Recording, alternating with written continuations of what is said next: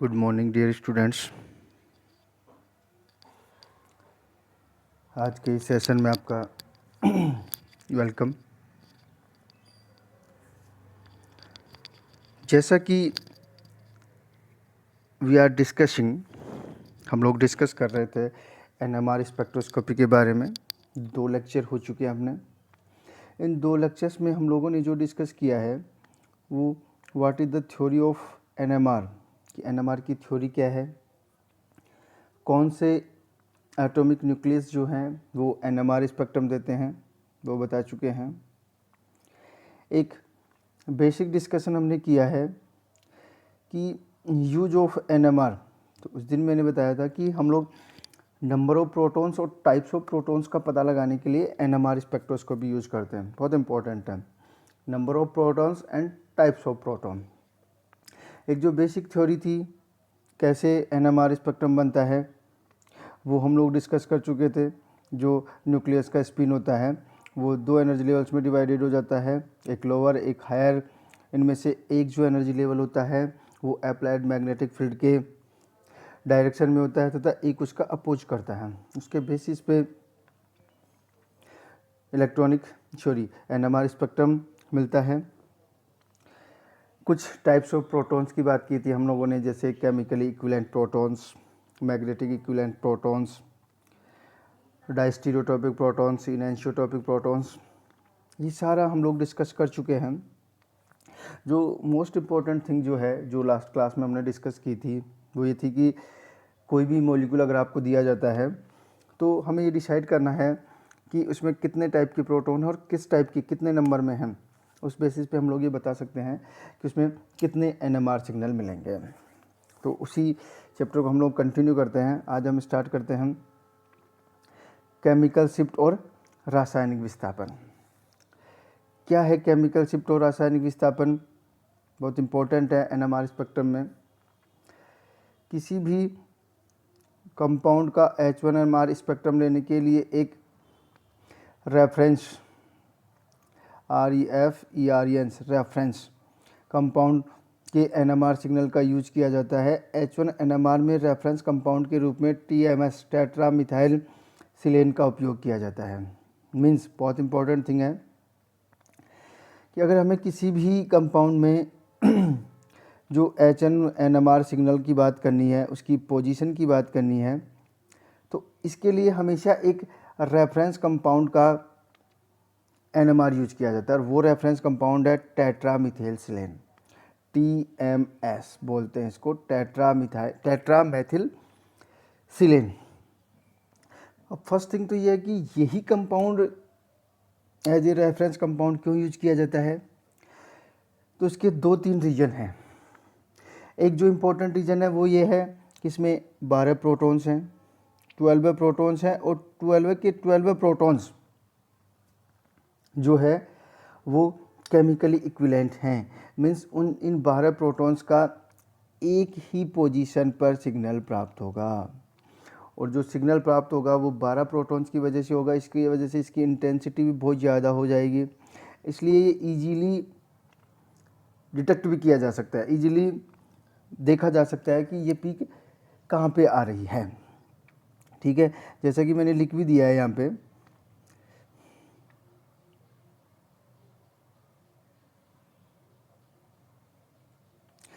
इसका उपयोग इसलिए किया जाता है क्योंकि इसमें 12 समतुल्य प्रोटॉन होते हैं, इसलिए इसका एक ही सिग्नल मिलता है तथा एनएमआर स्केल में इसकी डेल्टा वैल्यू, एनएमआर स्केल की भी हम लोग बात करेंगे कि एनएमआर स्केल क्या होता है। एनएमआर स्केल में 2 वैल्यू होती है, एक डेल्टा वैल्यू और एक टो वैल्यू, लगभग 0 होती है। इसलिए किसी भी कंपाउंड का एनएमआर सिग्नल TMS के रेफरेंस में लिया जाता है। जो अभी मैंने बताया कि जो इम्पोर्टेंट थिंग थी कि इसका यूज क्यों किया जाता है, तो उसके लिए मैंने एक रीज़न तो आपको बताया था कि इसमें 12 प्रोटॉन्स है और पूरे के पूरे केमिकली इक्विवेलेंट हैं, तो एक ही सिग्नल मिलेगा। दूसरा, एनएमआर स्पेक्ट्रम में इसकी जो डेल वैल्यू होती है वो 0 ppm होती है। मीन्स किसी भी कंपाउंड के एनएमआर स्पेक्ट्रम में ये इंटरफेयर नहीं करता है।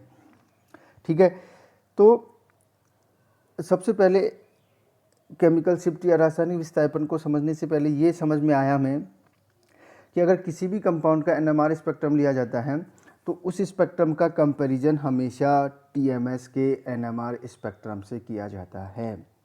इसलिए जो TMS है वो as a reference compound in NMR spectroscopy use किया जाता है। क्यों किया जाता है? 2-3 मेन रीजन हैं जो मैंने बता दिए आपको। 12 प्रोटॉन्स हैं, केमिकल इक्विवेलेंट्स हैं, डेल्टा वैल्यू 0 ppm होती है, ओके, इजीली डिटेक्टेबल है। तो अब हम लोग देखते हैं इनके रेफरेंस में, यदि किसी प्रोटॉन का द्वारा प्रदर्शित अवशोषण संकेत तथा TMS अवशोषण संकेत के मध्य विस्थापन को रासायनिक विस्थापन या केमिकल शिफ्ट कहते हैं। दैट्स क्लियर कि अगर हमें NMR स्पेक्ट्रम लेना है, यहाँ पे 0 ppm है, ये किसका है? NMR सिग्नल TMS का, और TMS का कितने प्रोटॉन्स की वजह से है? 12 प्रोटॉन्स की वजह से। इसके रेफरेंस में किसी भी कंपाउंड में जो प्रोटॉन है उनका जो NMR सिग्नल आएगा, इन दोनों के बीच का जो डिफरेंस है, ये जो विस्थापन है, इसे बोलते हैं केमिकल शिफ्ट और रासायनिक विस्थापन। अगर किसी प्रोटॉन का NMR सिग्नल यहाँ आ रहा है तो इसके रेफरेंस में इसका केमिकल शिफ्ट ये वाली हो जाएगी। ओके, आगे चलते हैं।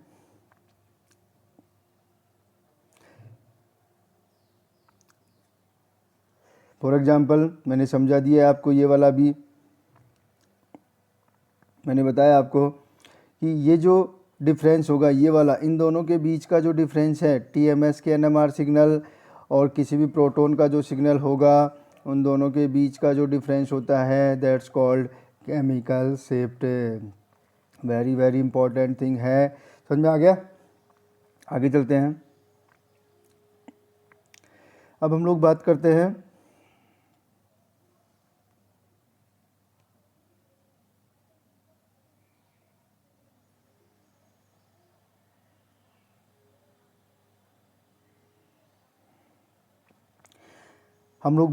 शिल्डिंग और डीशिल्डिंग की। देखो, अभी हमने डिस्कस किया केमिकल शिफ्ट। केमिकल शिफ्ट क्या है? ये TMS है इसका और ये किसी प्रोटॉन का, इन दोनों का जो डिफरेंस विस्थापन है, दैट्स कॉल्ड केमिकल शिफ्ट। अब जो मेन इंपॉर्टेंट क्वेश्चन है वो आता है कि क्या किसी भी प्रोटॉन की केमिकल शिफ्ट फिक्स है कि इसके रेफरेंस में एक निश्चित दूरी पे होगा हमेशा प्रोटॉन का NMR? नहीं, ये TMS फिक्स है 0 ppm, बट ये जो प्रोटॉन इसके रेफरेंस में NMR सिग्नल दे रहा है, इसकी पोजीशन इधर भी हो सकती है और इधर भी हो सकती है। ये डिपेंड करेगा इसके शिल्डिंग और डीशिल्डिंग पर, परिरक्षण और विपरिरक्षण। अभी हम लोग डिस्कस करेंगे। ये केमिकल शिफ्ट कम भी हो सकती है और ज़्यादा भी हो सकती है। ये किस पे डिपेंड करेगा? शिल्डिंग और डीशिल्डिंग पर। और शिल्डिंग और डीशिल्डिंग किस पे डिपेंड करती है? उसके केमिकल इलेक्ट्रॉनिक एटमॉस्फेयर पे। उसके आसपास जिस प्रोटॉन का हम लोग NMR ले रहे हैं, उसके आसपास इलेक्ट्रॉन डेंसिटी कम हो रही है या ज़्यादा हो रही है, इस बात पर भी केमिकल शिफ्ट डिपेंड करता है। तो जो केमिकल शिफ्ट है उसका ज़्यादा होना, कम होना, ये सब परिरक्षण और विपरिरक्षण में आते हैं। अब हमें समझना होगा शिल्डिंग और डीशिल्डिंग, परिरक्षण और विपरिरक्षण क्या है। H1 NMR में किसी प्रोटॉन का इलेक्ट्रॉनिक वातावरण भिन्न भिन्न होता है। बिल्कुल सही है, जैसे मैंने बता दिया आपको। यदि इलेक्ट्रॉनिक वातावरण ये निश्चित करता है कि NMR स्पेक्ट्रम में प्रोटॉन किस स्थान पर अवशोषण संकेत प्रदर्शित करेगा, मीन्स उसका NMR सिग्नल कहाँ मिलेगा, with reference to TMS, means उसकी केमिकल शिफ्ट की वैल्यू क्या होगी। फलस्वरूप उसी स्थान पर NMR संकेत प्राप्त होता है। प्रत्येक प्रोटॉन के आसपास उपस्थित बंध बनाने में काम आने वाले इलेक्ट्रॉन प्रोटॉन के इलेक्ट्रॉनिक वातावरण का निर्माण करते हैं। बिल्कुल सही है।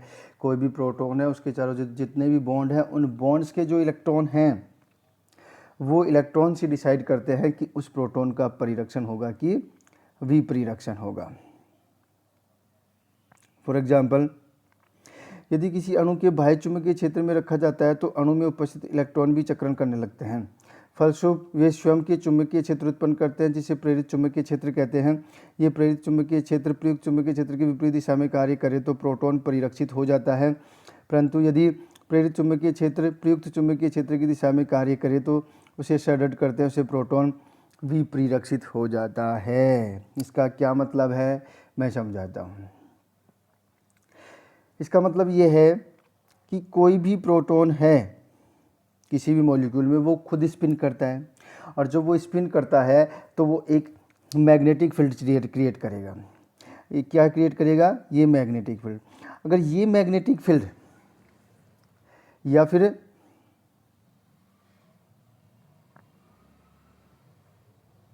ये मैग्नेटिक फील्ड, जैसा कि मैंने बताया कि कोई भी प्रोटॉन है वो स्पिन करता है, उसके चारों तरफ एक इलेक्ट्रॉन्स जो होते हैं बॉन्ड के वो भी स्पिन करते हैं।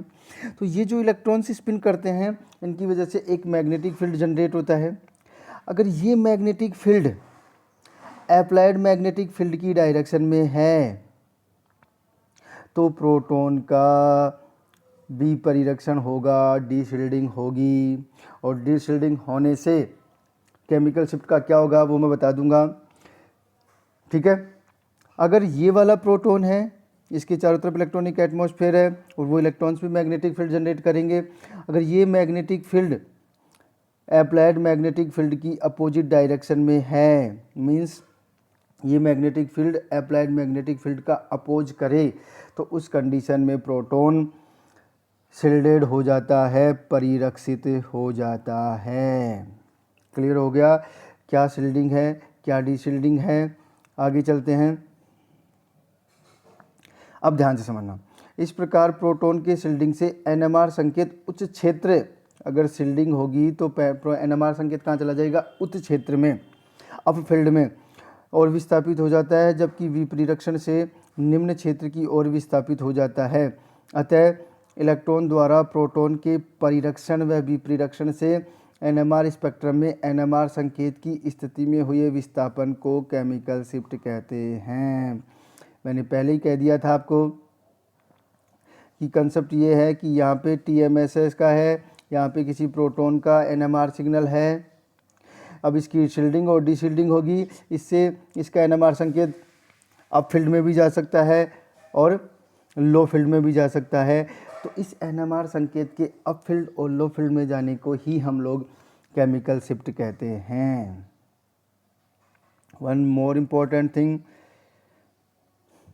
very important thing, NMR scale. There is two NMR scale, delta and tau, and the value of both, दोनों की जो वैल्यू है वो 0 से 10 तक होती है। जो डेल वैल्यू होती है वो 0 से 1 2 3 4 5 6 7 10 ppm पार्ट्स पर मिलियन। बहुत इंपॉर्टेंट है, ध्यान रखना। NMR में जो यूनिट होती है, NMR स्पेक्ट्रम में जो केमिकल शिफ्ट की जो यूनिट होती है वो होती है पार्ट्स पर मिलियन, और जो टो है उसकी वैल्यू 0 1 2 3 4 5 6 7 8 9 10 होती है। इसका मतलब दोनों जस्ट रिवर्स है, दोनों जस्ट रिवर्स हैं, तो दोनों में क्या रिलेशन निकल के आएगा? डेल बराबर मान लो चाहे टो बराबर मान लो, तो यहाँ पे हो जाएगा टो बराबर हो जाएगा 10 माइनस डेल। तो कैसे भी हम लोग इन दोनों में रिलेशन निकाल सकते हैं। अगर डेल की वैल्यू हमें पता है तो हम लोग टो की वैल्यू निकाल सकते हैं, और टो की वैल्यू हमें पता है तो हम लोग डेल की वैल्यू निकाल सकते हैं। वन मोर इम्पोर्टेंट थिंग जो मैंने बताई अभी आपको, ध्यान रखना, मैंने कहा था अभी उसी में हम लोग जब थ्योरी डिस्कस की तो हमने बताया कि अगर प्रोटॉन का परिरक्षण होगा, प्रोटॉन का परिरक्षण होगा मीन्स शील्डिंग होगी, तो जो केमिकल शिफ्ट होगी वो अप फील्ड की तरफ चली जाएगी, अप फील्ड शिफ्ट हो जाएगी। मीन्स यहाँ पे कोई भी NMR का सिग्नल था, सपोज पहले यहाँ पे कोई शील्डिंग डीशील्डिंग नहीं हो रही थी, अगर शील्डिंग हुई तो वो जो NMR सिग्नल है वो अप फील्ड शिफ्ट हो जाएगा, उच्च क्षेत्र की तरफ चला जाएगा। उच्च क्षेत्र में जाने पर ध्यान रखना डेल वैल्यू डिक्रीज होगी। अप फील्ड का मतलब ये मत समझना डेल वैल्यू ज़्यादा होगी, अप फील्ड का मतलब डेल वैल्यू कम होगी बट टो वैल्यू ज़्यादा होगी। That's clear. सेम ऐसे ही अगर उस प्रोटॉन की डीशील्डिंग हो रही है उस प्रोटॉन की डीशिल्डिंग हो रही है तो जो एनएमआर सिग्नल था वो लो फील्ड शिफ्ट हो जाएगा, मीन्स निम्न क्षेत्र की तरफ चला जाएगा, अर्थात डेल वैल्यू इंक्रीज हो जाएगी। ये वेरी वेरी इंपॉर्टेंट थिंग है, ध्यान रखना। अप फील्ड का मतलब डेल वैल्यू डिक्रीज होगी और लो फील्ड का मतलब डेल वैल्यू इंक्रीज होगी। हम लोग आगे बार बार डिस्कस करेंगे इन बातों का, भूलना मत बिल्कुल भी। दोबारा बता रहा हूँ कि अगर अप फील्ड शिफ्ट होगी तो डेल वैल्यू डिक्रीज होगी और टो वैल्यू इंक्रीज होगी, और अगर डीशिल्डिंग से लो फील्ड शिफ्ट होगी तो डेल वैल्यू इंक्रीज होगी और टो वैल्यू डिक्रीज होगी। That's very very important. और यही हमारा एनएमआर स्केल होता है। दो एनएमआर स्केल है हमारे पास, एक डेल्टा दूसरा टो, दोनों का रिलेशन बता दिया है, दोनों की वैल्यू 0 to 10 होती है। ये सारा एनएमआर स्केल में हम लोग पढ़ते हैं, very very important thing. Okay, आगे चलते हैं थोड़ा। नेक्स्ट, केमिकल शिफ्ट को प्रभावित करने वाले कारक, मैंने लिखा नहीं यहाँ पे, थोड़ा सा ध्यान रख लेना, लिख लेना यहाँ पे। Factors affecting the chemical shift, chemical shift को प्रभावित करने वाले कारक। मीन्स कारक मीन्स फैक्टर मीन्स कि कौन एनएमआर सिग्नल को लो फील्ड की तरफ भेजेगा, कौन सा इफेक्ट जो है या कौन सा कारक जो है वो हाई फील्ड की तरफ या अप फील्ड की तरफ भेजेगा। तो इसमें जो सबसे इम्पोर्टेंट फर्स्ट थिंग जो है वो है इंडक्टिव इफेक्ट, प्रेरण प्रभाव। इंडक्टिव इफेक्ट आपने अच्छे से पढ़ा है, किसी भी एटम का बॉन्ड्स के इलेक्ट्रॉनों को अपनी तरफ खींचने का जो पावर है, टेंडेंसी है, उसे हम लोग बोलते हैं प्रेरण प्रभाव। फॉर एग्जांपल अगर यहाँ पे Cl है और इससे फ्लोरीन जुड़ा हुआ है तो इस बॉन्ड के इलेक्ट्रॉन को फ्लोरीन अपनी तरफ खींचता है, इसे बोलते हैं इंडक्टिव इफेक्ट। इस फ्लोरीन के द्वारा इन इलेक्ट्रॉनों को अपनी ओर खींचने के कारण जो कार्बन है उसके आसपास जो होगा वो इलेक्ट्रॉन डेंसिटी कम हो जाएगी। ऐसे ही अगर इस पर कोई ग्रुप डोनेट करने वाला जुड़ा हुआ है, जैसे CH3 जुड़ा हुआ है, तो ये बंद के इलेक्ट्रॉनों को कार्बन की तरफ शिफ्ट करेगा तो कार्बन पर इलेक्ट्रॉन डेंसिटी बढ़ जाएगी। सीधा सा कंसेप्ट है, आप लोगों ने पढ़ा होगा कि अगर कोई -I वाला ग्रुप जुड़ा हुआ है, -I प्रभाव वाला, तो वो इलेक्ट्रॉन डेंसिटी को कम कर देगा। अगर कोई +I वाला जुड़ा हुआ है तो वो इलेक्ट्रॉन डेंसिटी को बढ़ा देगा। अब इलेक्ट्रॉन डेंसिटी कम होने से, ज़्यादा होने से क्या होगा, मैंने पहले बताया था कि किसी प्रोटॉन के चारों तरफ इलेक्ट्रॉन डेंसिटी ही ये डिसाइड करेगी कि उसकी शील्डिंग होगी कि डीशिल्डिंग होगी, और शील्डिंग और डीशिल्डिंग से उसका केमिकल शिफ्ट की वैल्यू आ जाएगी। तो देखते हैं एक बार, यदि प्रोटॉन से विद्युत ऋणी परमाणु जुड़ा हो तो प्रोटॉन का विपरीरक्षण हो जाएगा। ऑब्वियस है, विद्युत ऋण जुड़ा होगा तो -I होगा, इफेक्ट उसका माइनस होगा तो प्रोटॉन के चारों तरफ इलेक्ट्रॉन डेंसिटी कम हो जाएगी। इलेक्ट्रॉन डेंसिटी कम हो जाएगी तो प्रोटॉन का क्या हो जाएगा, विपरीरक्षण हो जाएगा। परमाणु की विद्युतता जितनी अधिक होगी प्रोटॉन का विपरीरक्षण भी उतना ही अधिक होगा, ऑब्वियस है।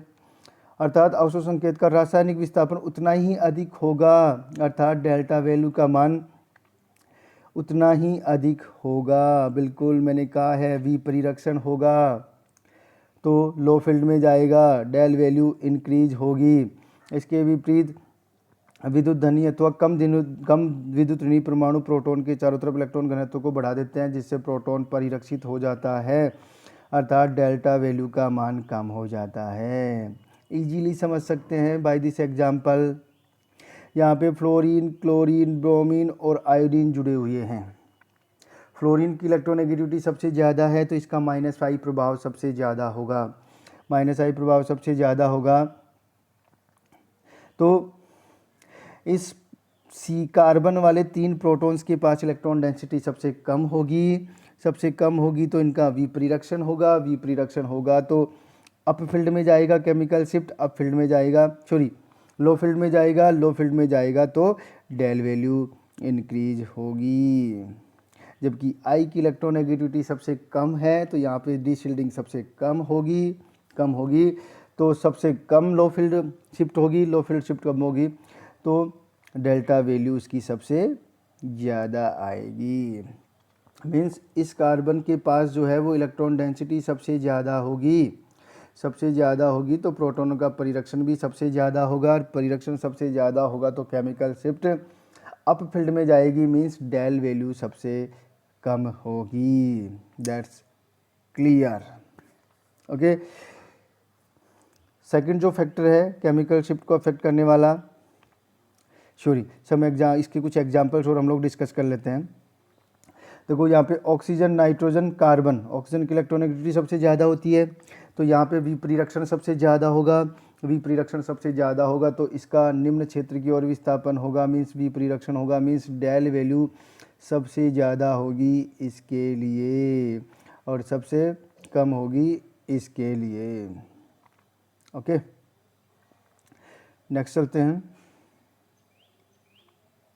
देखो इस कंपाउंड में केवल 4 हाइड्रोजन है, इसमें 1 क्लोरीन है, इसमें 2 क्लोरीन है, इसमें 3 क्लोरीन है। Number of chlorines means electronegative atoms की संख्या बढ़ रही है, तो इस प्रोटॉन के चारों तरफ इलेक्ट्रॉन डेंसिटी क्या होती जाएगी, क्लोरीन के माइनस पाई प्रभाव के कारण इलेक्ट्रॉन डेंसिटी कम होती जाएगी। कम होती जाएगी तो इस प्रोटॉन का विपरीरक्षण बढ़ता जाएगा, डिसल्डिंग बढ़ती जाएगी, तो केमिकल शिफ्ट किधर जाएगी, लो फील्ड की तरफ। लो फील्ड की तरफ जाएगी मीन्स डेल वैल्यू क्या होगी, ज़्यादा होगी। देखो सबसे ज़्यादा डेल वैल्यू इसी की दे रखी है, सबसे कम डेल वैल्यू इसी की दे रखी है। आगे चलते हैं। अगर हम लोग बात करें यहाँ पे, ये जो कार्बन जुड़ा हुआ है वो sp3 हाइब्रिडाइज्ड कार्बन से जुड़ा हुआ है, ये हाइड्रोजन सॉरी, इसमें जो हाइड्रोजन जुड़े हुए हैं वो sp2 हाइब्रिडाइज से जुड़े हुए हैं, इसमें भी sp2 हाइब्रिडाइज से जुड़ा हुआ है। अब हमें पता है कि जो sp हाइब्रिडाइज्ड कार्बन होता है इसकी इलेक्ट्रॉनिक सबसे ज़्यादा, फिर sp2 की, फिर sp3 की होती है। तो यहाँ पे यहाँ पे कार्बन का इलेक्ट्रोनेगेटिविटी सबसे ज़्यादा होगी, तो इसका माइनस आई प्रभाव सबसे ज़्यादा होगा। माइनस आई प्रभाव सबसे ज़्यादा होगा, इस कार्बन की माइनस आई प्रभाव सबसे ज़्यादा होगा तो इसका विपरीरक्षण सबसे ज़्यादा होगा, और विपरीरक्षण सबसे ज़्यादा होगा तो डेल वैल्यू भी सबसे ज़्यादा होगी। इसी को हम लोग इससे समझ सकते हैं। नेक्स्ट एग्जाम्पल से sp2 हाइब्रिडाइज्ड कार्बन है, ये भी sp2 हाइब्रिडाइज्ड कार्बन है, लेकिन यहाँ पे 6 कार्बन sp2 हाइब्रिडाइज्ड है, यहाँ पे 2 ही हैं, और यहाँ पे कार्बन sp2 हाइब्रिडाइज्ड है, साथ में ये ऑक्सीजन से जुड़ा हुआ है, तो यहाँ पे इस प्रोटॉन के चारों तरफ इलेक्ट्रॉन डेंसिटी,